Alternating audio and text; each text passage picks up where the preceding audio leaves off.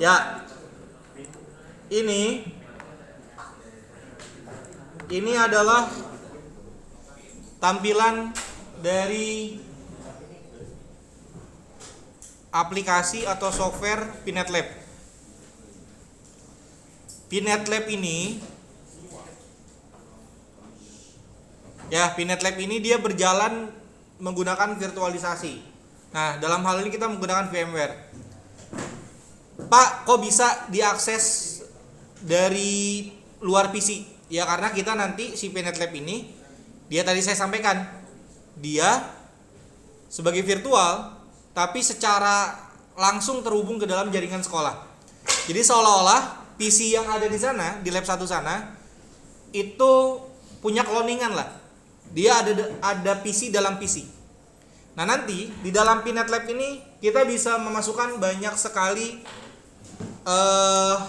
brand dari jaringan yang bisa kita gunakan untuk pembelajaran. Kemarin saya sedikit sudah membahas sebenarnya tentang PinetLab, tapi saya di sini ingin mematangkan. Saya pengen kalian semua itu sama-sama sudah paham dan sudah sama-sama mengerti bagaimana cara kerjanya. Baik, pada saat kamu pertama kali login ke dalam PinetLab, ini adalah tampilan awalnya. Di mana di sini akan muncul folder-folder dan juga lab-lab yang pernah kalian gunakan. Kalau misalkan dulu menggunakan Cisco, kan ada Cisco Packet Tracer, jenis file itu .pkt. Ya. Nah, di sini juga ada. Nah, ini adalah contoh-contoh lab yang pernah saya gunakan atau yang pernah saya coba, yang nantinya kalian pun juga akan membuat hal-hal ini. Nah, untuk sekarang saya akan mencontohkan bagaimana menggunakannya, cara kerjanya. Itu menggunakan mikrotik dulu. Karena untuk Fortinetnya itu belum saya sampaikan materinya. Di sini saya ingin menampilkan dulu menu-menu yang ada di sini. Ini menu home-nya. Di sebelahnya ada running lab. Itu artinya adalah lab yang sedang berjalan. Ya harusnya kalau misalkan tahu basic bahasa Inggris ya tahu lah. Enggak lari juga. Ya, lab yang sedang berjalan.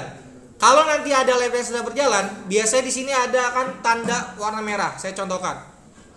Saya coba buka yang latihan PTS. Open.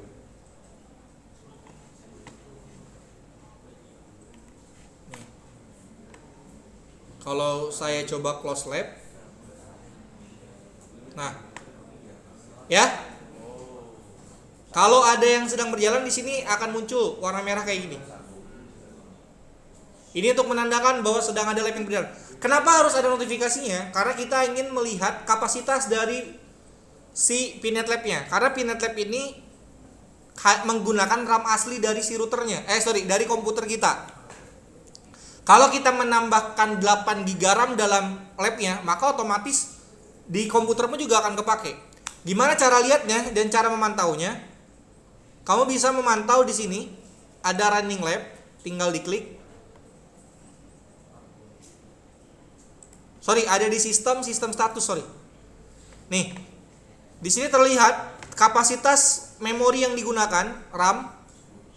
Ini 10%. Nanti kalau misalkan ada lab yang jalannya banyak atau satu lab doang yang nyala, tapi di dalam situ ada banyak perangkat, maka di sini juga akan penuh biasanya. Kalau penuh, maka akan otomatis akan berpengaruh pada kinerja dari si servernya serta kinerja dari perangkatnya tersebut. Jadi akan nge-lag atau sering-sering nge-restart biasanya. Nah, ini ada kapasitasnya. Pak, bagaimana cara menonaktifkan labnya? Ya tinggal kamu masuk ke running lab. Lalu di sini ada tombol untuk stop. Tinggal kita stop. Di stop. Nah, ini yang di stop itu adalah nodes-nya. Nodes itu apa? Nodes itu adalah perangkat. Saya langsung aja nggak usah artikan arti node itu apa. Di PinetLab ini, node itu adalah perangkat. Node. Itu adalah perangkat. Kalau kamu menambahkan satu node, berarti kamu menambahkan satu perangkat. Paham sampai sini? Oke, satu node itu satu perangkat. Tadi ada pertanyaan, Pak, kita bisa nggak menjalankan lebih dari satu lab? Kita akan coba aja langsung. Saya akan coba running yang 40 ini.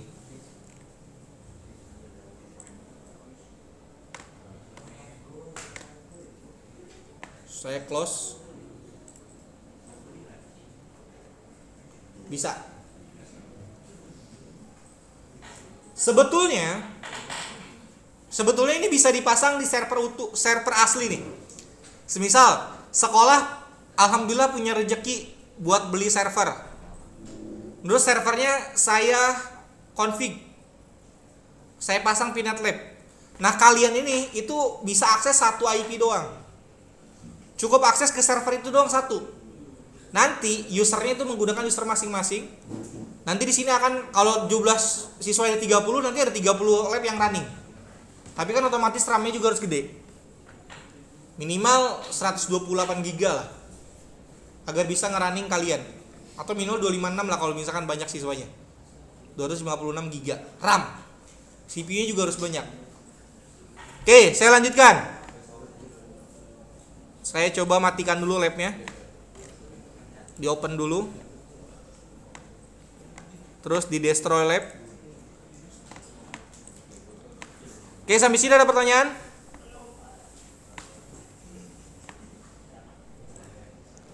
Sampai sini ada pertanyaan?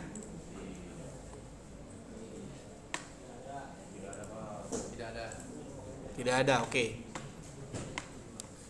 Baik, itu tadi running lab. Nah, ini ada account, saya nggak akan bahas account karena account ini berurusan dengan user doang. Nanti kan user sudah dapat masing-masing karena kita menggunakan PC masing-masing nantinya. Nah, di bagian sistem ini juga seharusnya nggak perlu saya jelaskan. Saya yang cukup menjelaskan di bagian sistem status saja untuk melihat atau memonitoring perangkat kita menggunakan kapasitas RAM dan juga yang perangkat yang lainnya berapa. Di bagian device ini nggak usah dipakai juga nggak apa-apa sebenarnya. Jadi kita fokusnya di sini.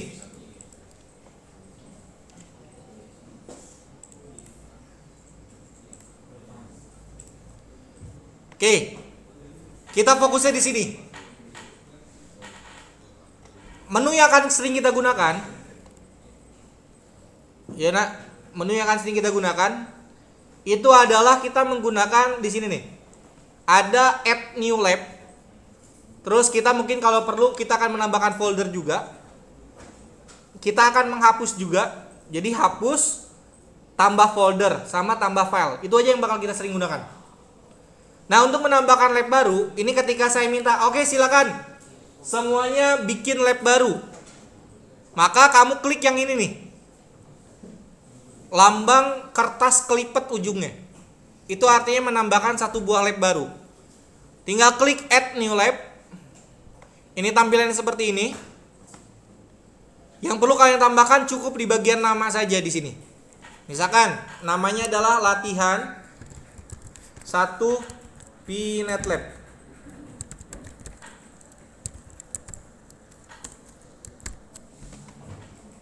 Ini yang lain gak usah diatur, dibiarkan default saja.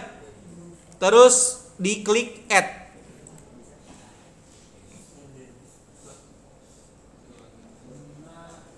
Nah, kalau sudah diklik add, maka dia akan otomatis masuk ke dalam labnya.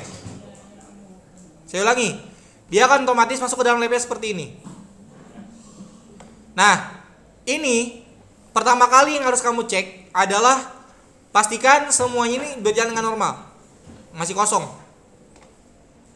Dan kalau kamu arahkan kursor ke sebelah kiri, di sini akan banyak menu-menu, akan ada banyak menu yang bisa kalian gunakan. Fokusnya adalah di sini. Ya. Ada pada bagian close dan juga destroy. Kalau close itu kamu keluar dari labnya aja, tapi labnya tetap berjalan. Contoh, misal, Pak, saya mau dikeluarin dulu labnya, mau bikin lab lain, tapi saya nggak mau matiin itu di close. Tapi kalau misalkan Pak saya udah selesai, oke saya minta tolong dimatikan labnya, maka yang digunakan adalah destroy. Dia otomatis mematikan semua node juga. Tadi node itu apa? Oke, perangkat. Nah di sini juga kita bisa lihat ada sistem status yang bisa kita gunakan. Oke, baik. Paham sampai sini? Paham. Oke, paham. Selanjutnya, ini sebenarnya bisa kita hapus. Kalau ini ngeganggu, tinggal klik kanan terus delete aja. Kalau ngeganggu, dihapus. Biar dia clear kayak gini. Oke. Nah sekarang tahap yang penting adalah menambahkan perangkat dan juga bagaimana cara menghubungkan jaringannya. Karena yang terpenting itu. Nah di sini kalau kamu klik kanan, ketika kamu klik kanan di sini, nih misalnya di sini titik sini, diklik kanan, maka di sini ada banyak pilihan, ada node, ada network, ada picture, ada teks dan juga ada line. Node itu tadi apa? Perangkat. Network itu ya, itu yang menghubungkan. Kalau di Cisco Packet Tracer itu ada kabel. Oke, bukan kabel, sorry. Ada switch. Switch itu di sini. Ya, switch bukan kabel, sorry. Switch. Nah, kita tambahkan satu perangkat. Misalkan, nah silakan tambahkan satu perangkat untuk mikrotik. Ya, tinggal kamu klik node. Lalu di sini pilih. Ada banyak brandnya. Yang ada di kalian nanti hanya ada Fortinet, seharusnya cuma ada Fortinet, Linux dan juga mikrotik. Ya. Kalau di sana ada banyak karena saya gunakan untuk latihan juga. Nah, saya minta tambahkan router. Oke, diklik router, mikrotik router OS. Maka nanti dia akan muncul menu seperti ini. Di sini ada number of nodes to add. Itu artinya apa? Oke, kita mau nambahin perangkat berapa nih di sini? Contoh, oke nak, biar gampang silakan kita buat langsung 3 router. Maka di sini kita tambahkan tulisnya 3. Tapi saya minta tambahinnya 1 aja. Maka di sini buat 1. Kalau kita buat 1, maka yang ditambahkan cuma 1 perangkat. Tapi kalau kita di sini ubah ke 3, maka yang ditambahkan dulu sekaligus 3 perangkat dengan settingan yang sama. Oke. Lalu sebelahnya ada image. Image ini seperti sistem operasinya lah. Yang akan kita gunakan sistem operasinya seperti apa? Di mikrotik itu di sini saya sudah sediakan ada 4 nih. Ya. Saya akan menggunakan 6.49.13.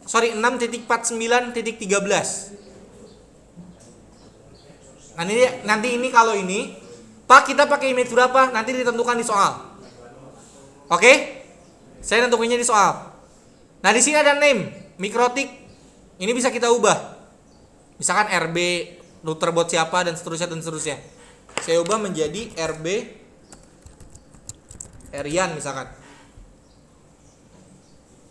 Nah, beberapa hal yang kita edit itu akan muncul tampilan ini nih. Tuh, tampilan bulat seperti ini. Ini artinya untuk mereset. Ini saya buat 2 sekaligus lah ceritanya. Nah, ini ikonnya otomatis seperti ini, tapi bisa kita ubah. Contoh, saya klik, ini nanti akan ada muncul tambahan seperti ini. Ini dibiarin aja. Ya, kalau mau berubah juga nggak apa-apa, bebas. Nah selanjutnya yang lain akan saya skip langsung.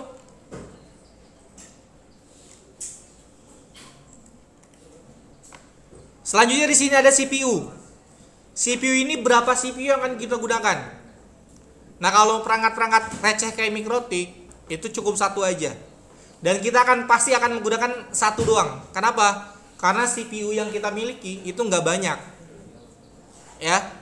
Nah yang kita buatkan 1 aja. Ini RAM-nya untuk mengatur RAM. Ini sesuai dengan permintaan saya nanti. Saya bilang minta bikin 512, bikin 512. Bikin 1 GB, bikin 1 GB. Ya, setelah tergantung nanti saya nyuruhnya berapa.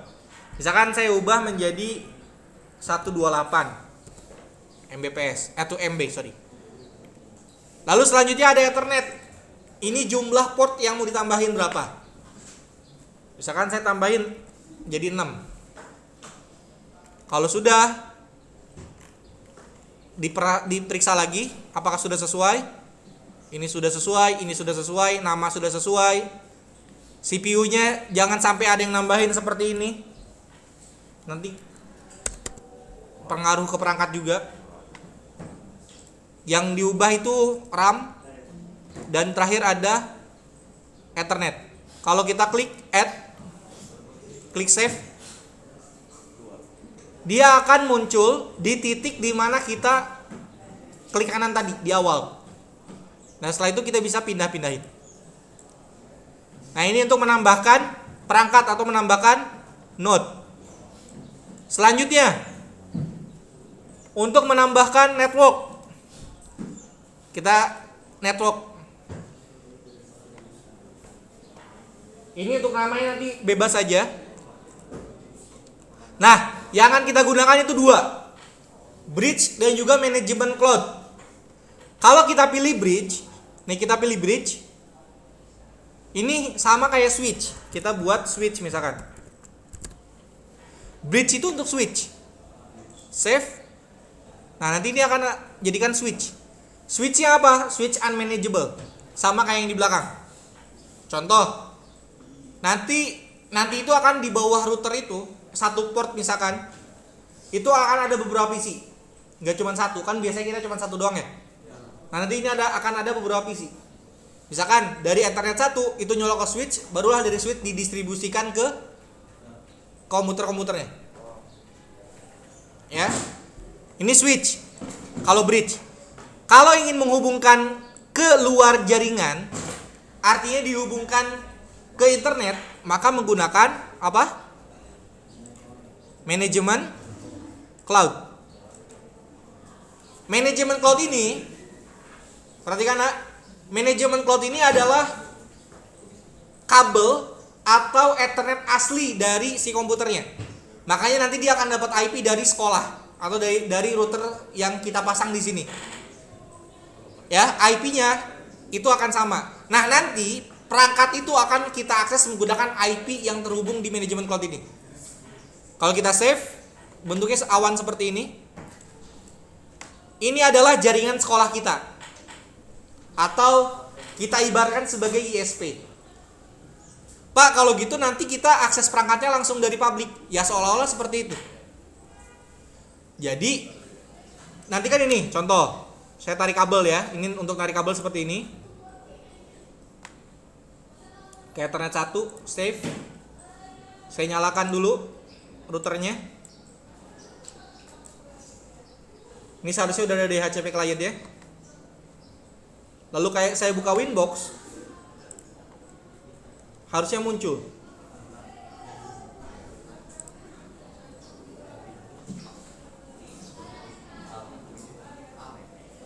Nah, ini dia.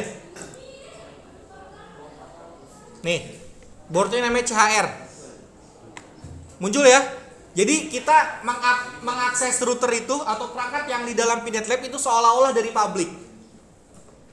Jadi sama seperti saya, kalau pengen ngotak-ngatik jaringannya dari rumah itu bisa. Dari rumah. Apa? Harus aktif. Jadi router sekolah ini saya sudah hubungkan ke publik.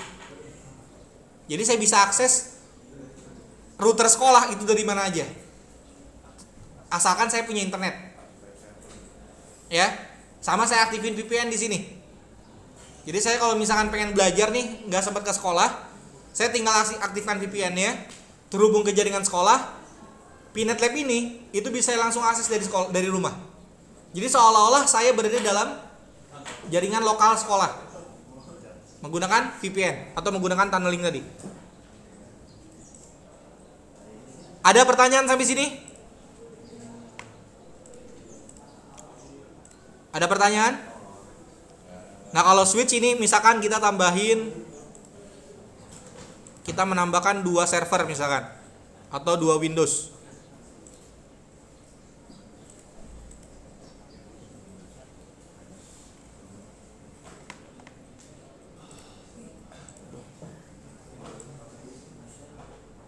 Nih misalkan saya nambahin 2 Windows.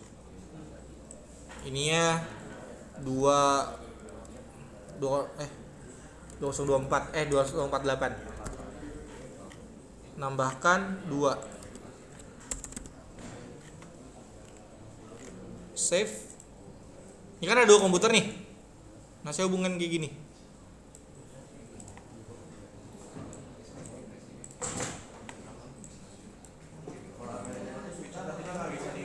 Nggak bisa diapain, kayak gini aja. Nanti topologinya akan hampir sama seperti ini. Buat Certicom. Sederhana nih, saya langsung langsung kasih tahu lah topologinya, biar kamu kebayang.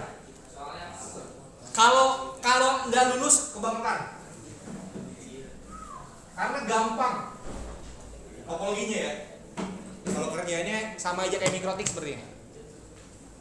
Nanti ada gini nih, bentuknya kotak. Ini bukan router lagi kita, tapi firewall.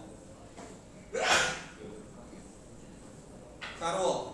Di sini ada ISP. Masuk ke sini.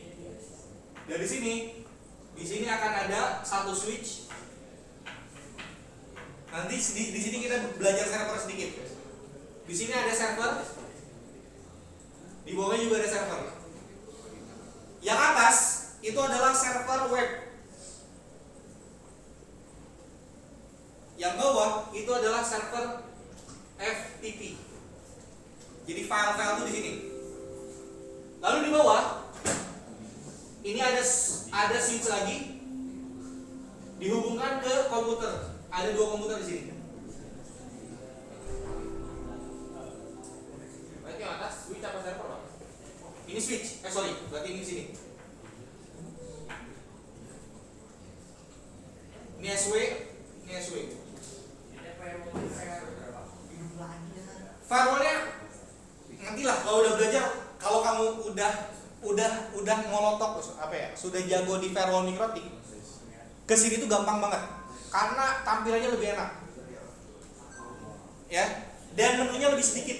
Beda sama Mikrotik. Kalau Mikrotik kemarin menunya banyak ya, ada in interface, out interface, in interface list, out interface list, dan seterusnya. Ini menunya lebih sedikit, tapi fiturnya lebih powerful. Topologi cuma kayak gini. Tugasnya apa? Tugasnya gimana cara ngamanin web biar dia nggak diserang, gimana cara ngamanin FTP, dan gimana caranya web dan FTP ini itu bisa diakses. Misalkan di sini ada perangkat, ini kan otomatis terhubung ke publik, sama kayak ini. Kamu akses youtube.com, bisa akses youtube.com? Bisa. Lewat apa? Internet. youtube.com kira-kira di belakangnya ada server nggak? Ada. Bisa nggak kita akses file manajemennya YouTube? Di belakang itu ada ini nih. Yang kamu akses ini selama ini cuma satu server aja. Server web doang. Nah, di bawahnya file-file itu disebutnya di sini.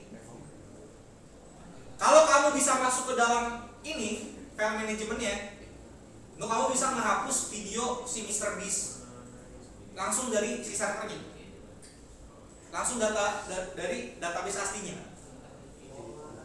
Nah, itu yang harus kita amankan. Gak boleh dong ini bisa diakses oleh publik, ya kan? Boleh nggak diakses oleh publik ini? Boleh. Nah, itu yang akan kita amankan, dan kita akan coba gunakan itu. Kebayang sampai sini? Nggak terlalu, hampir, tapi nggak begitu. Sama, ini cuma mengamankan kayak firewall aja. Sama kayak kamu ngeblok YouTube. Nanti juga kita akan ngeblok YouTube. Nanti juga kita akan ngeblok Instagram. Tapi pakai ini. Jadi ini nih ada 2 PC kan di bawah. Nah, PC ini yang nggak bisa YouTubean. Coba saya nyalain. Ini saya pakai Windows 7 ya. Coba saya akses dulu, saya config dulu ya routernya.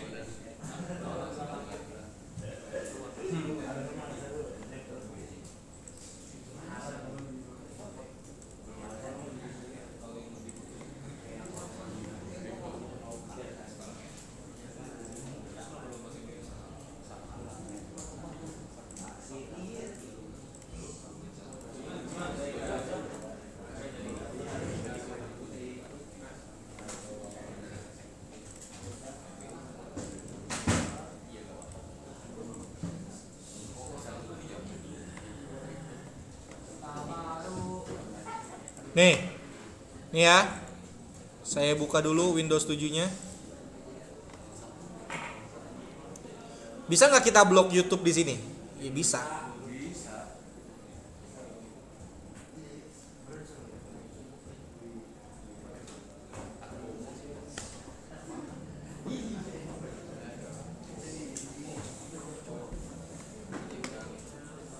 Kita pastikan dulu ini bisa internetan ya. Berat banget lah, nggak akan kuat. Ini udah bisa internetan.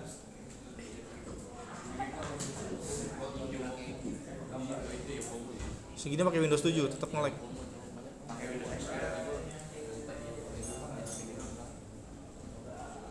Nih, YouTube.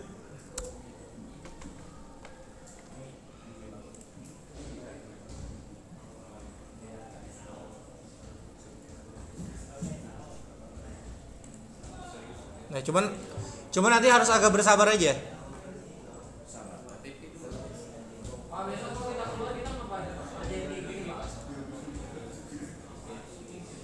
Ya, harus update browser. Nih.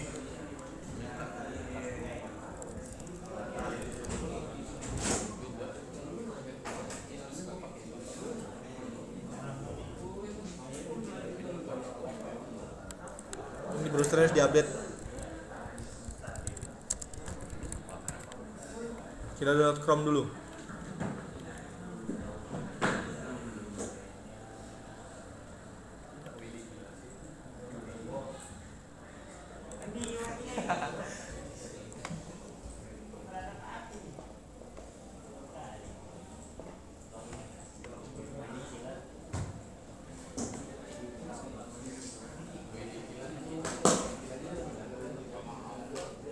Kalian ngalamin ini gak sih? Ngalamin Windows 7 gak kalian? Dulu gak kalian ngalamin ya. Saya recordnya stop ya. Pinet labnya udah paham ya.